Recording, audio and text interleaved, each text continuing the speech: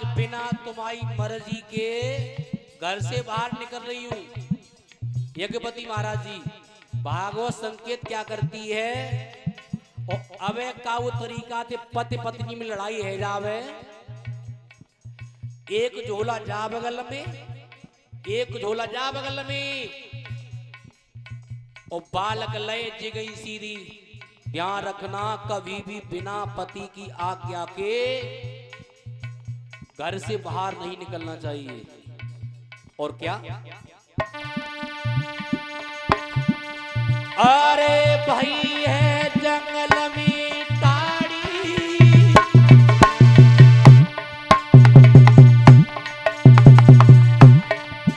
और विधिगति परंपरा उलझ गई काटिन में साड़ी।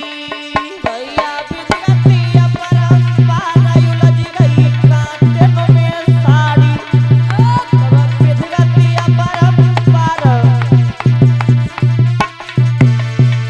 ध्यान रखना श्रोता बंधु, मैया की साड़ी कांटों में उलझ गई, और जैसे ही आगे बढ़ी तो हुआ क्या? अरे माता जब बामी पे तेरी पैरन की वही आवाज निकल की आई गयो जहरी। पैरन की भैया आवाज निकल के आई गयो जहरी। अरे पैरन की भई।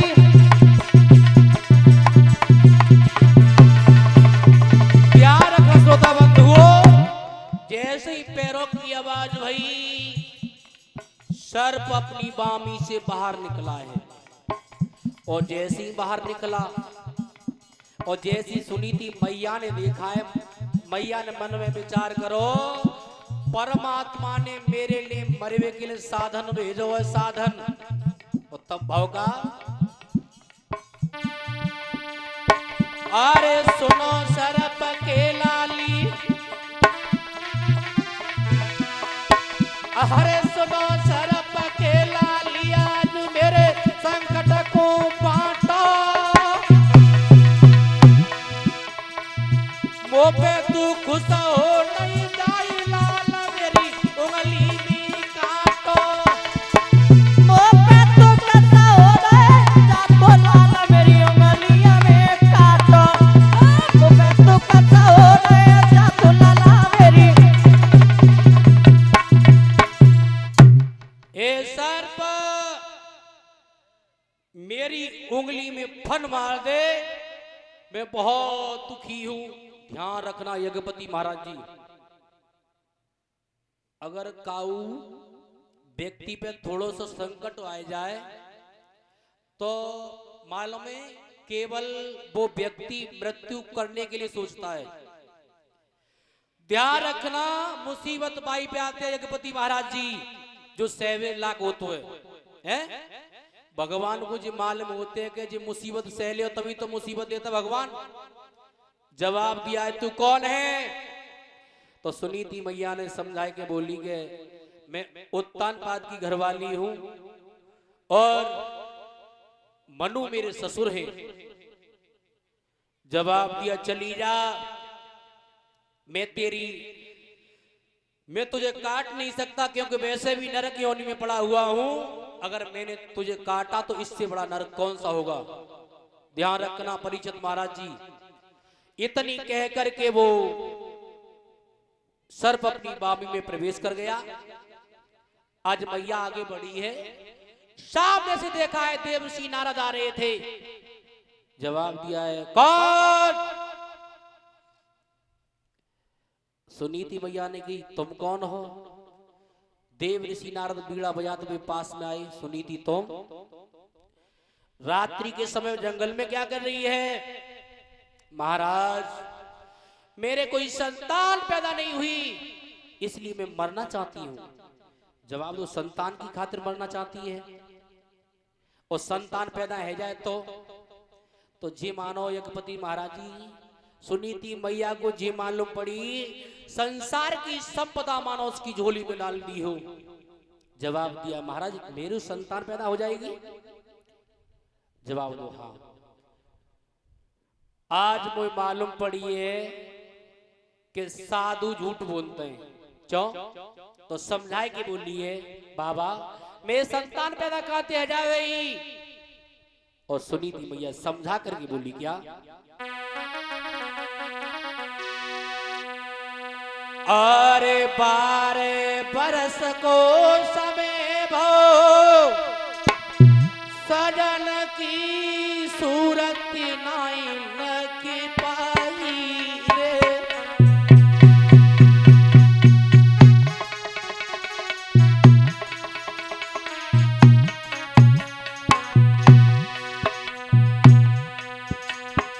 अरे 12 बरस को समय भो मैंने सूरत नाई लगी पाई रे। और बिना पिया की ओ बाबा मेरे कुमर होन को नाई रे।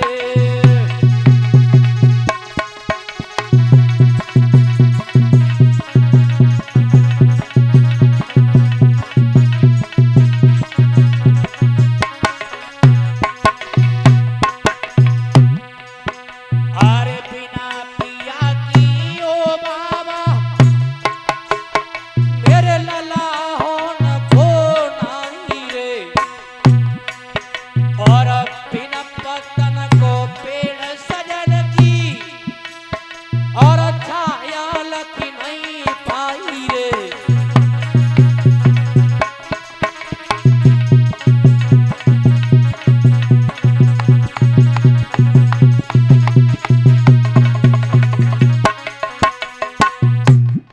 महाराज 12 वर्ष का समय व्यतीत हो गया है, मैंने अपने पति की सूरत भी नहीं देखी और तुम कह रहे संतान है जावे। जवाब दो सन भगवान ने स्वयं कहा है मोर वचन चे पर जय फीका और संत वचन पत्थर की ध्यान रखना। भगवान ने स्वयं कहा है मेरी वाणी असत्य हो सकती है, मिथ्या हो सकती है, लेकिन साधु की वाणी कभी असत्य नहीं हो सकती। मेरी 3 बातों को मान लेना, तेरी संतान हो जाएगी। कौन कौन सी? पहली बात, शाम को भोजन कम करना। परीक्षित महाराज जी, अगर माता बहनाओं जी कही जाए कि कम खाओ तो कम खाई ले में, और जी कह दी जाए कि कम सो तो परीक्षित महाराज जी सोना तो खाने के ऊपर होता है।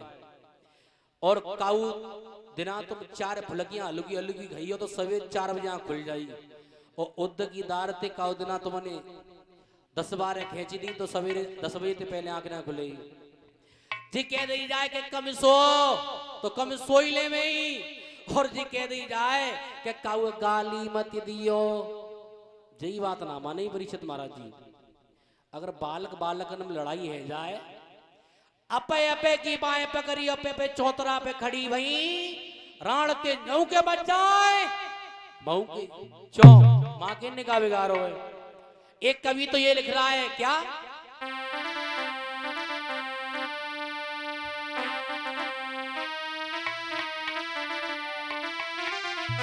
अरे सोवे जल्दी उठे अवेरी और अधो पर चाक चलाती है।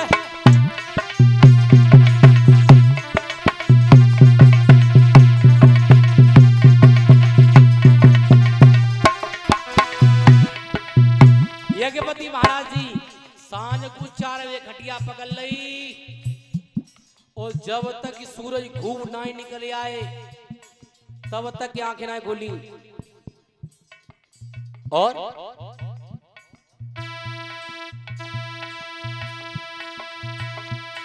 अरे सोवे जल्दी उठे अवेरी और अधो पर चाक चलाती है, और सूरज ऊपर चढ़ आवे फिर आगे मांगे में जाती है।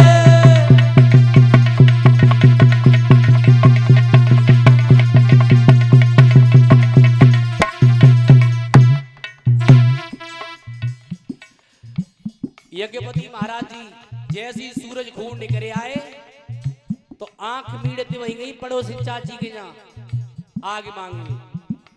और तब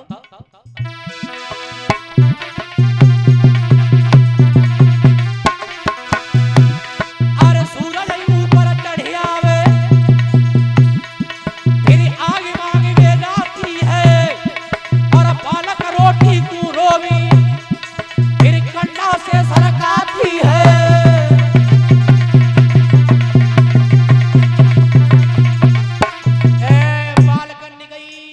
रोटी तो 1 किलो आटे की 4 करी छुट्टी कर दी। ध्यान रखना माता बहनाओ, एक बात मान करके अवश्य जाना। कहो विद्वान ने जी कही है कि तय की आवाज 4 कोस तक जाती है। अब रोटी तय में आते तो घर के दरवाजे तक ना आवे है। ध्यान रखना। और वो विद्वान बता रहा है और इते वीरपाल हर लेके गए खेत में सवेरे के। ध्यान रखना यज्ञपति महाराज जी।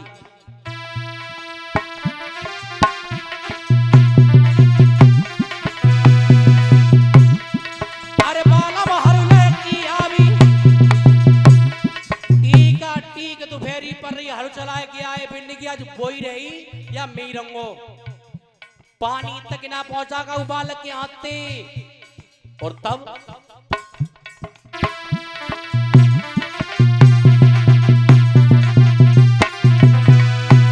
अरे भाला बाहर लेके आवी उन्हीं उलटे बोले सुनाती है और तोई परी है खाए की मेरी सवरी देह पिराती है।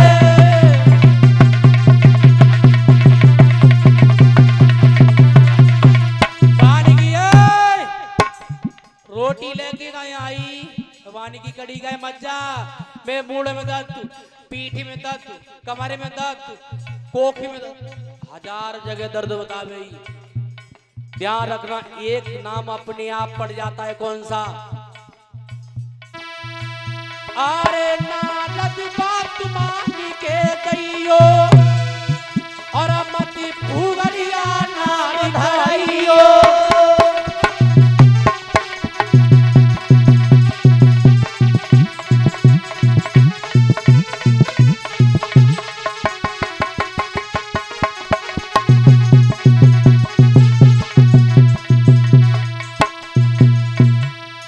गुरुदेव आ चुके सभी भक्त ताली बजा करके भजन बोल लीजिए। उसके बाद कथा प्रसंग